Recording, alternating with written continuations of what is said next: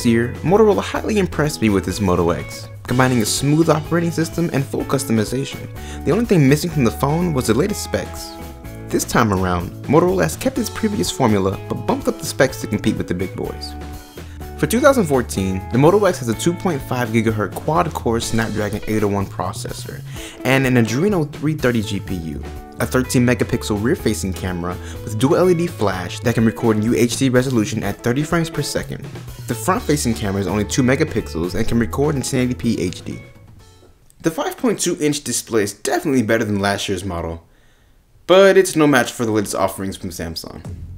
The display is on the warmer side and definitely has that vibrant feel an AMOLED display provides.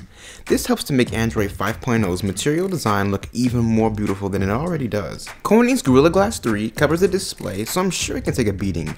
Now, despite popular demand, I won't be doing a drop test or dunking my phone in water for this review. Now, in case you're wondering, this phone runs what Motorola calls pure Android. It's basically their Android skin. It's a pretty stripped down version of an Android skin, or what you would find on an Android skin from other manufacturers. It looks exactly the same as Lollipop, but has a few added features that Motorola has put into the device.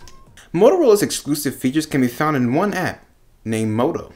Within this app, you can make the phone read your text messages while driving, silence texts and calls while sleeping, read text messages while at home, or silence notifications while in a meeting. You can even change the launch phrase for Moto Voice. Hello, Moto X. Now, I must note that using Moto Voice is a little slower than just using Google Now, because Moto Voice actually has to rely on Google Now for certain commands. Settings for Moto Display are also found hidden within this app. Moto Display is pretty much a lock screen before the lock screen, but it actually bypasses the original lock screen, if that makes any sense. Moto Display is activated when you approach your phone, pick up your phone, or receive a notification. Swiping up will take you to the notification, swiping down unlocks the phone, and swiping left or right deletes the notification from pulsing. Using the IR sensors on the front of the phone, the Moto X will also silence your phone from ringing with just a swipe. The Moto X's cameras are okay.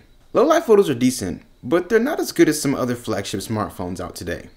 Even my Lumia 920 takes better low-light photos than this phone. But my issue with this phone's camera isn't the quality, it's the performance. I recorded a vlog the other day, and everything was okay until it wasn't. The final clip was unusable because my lips and video were completely out of sync. The phone was basically changing frame rates while recording, but with that said, it takes photos at a very rapid pace.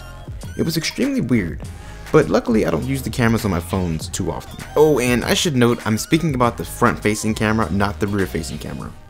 This phone's battery life is tolerable. It's not horrible, but it's not OnePlus One quality either. I will say that I changed my charging habits, because when left overnight, this phone drains about 15% of battery life. I can get about 9 to 11 hours of moderate to heavy use before the battery saver comes on. Damn. So would I recommend this phone? You better believe it. It's $499 off contract, and you get to fully customize your phone. The build quality is excellent, and the design is very beautiful to me. The device is also no slouch either, and will receive updates quicker than any other Android smartphone except a Nexus device. If you're in the market for a budget-ish smartphone, then the Moto X should definitely be on your list, right next to, say, the OnePlus One.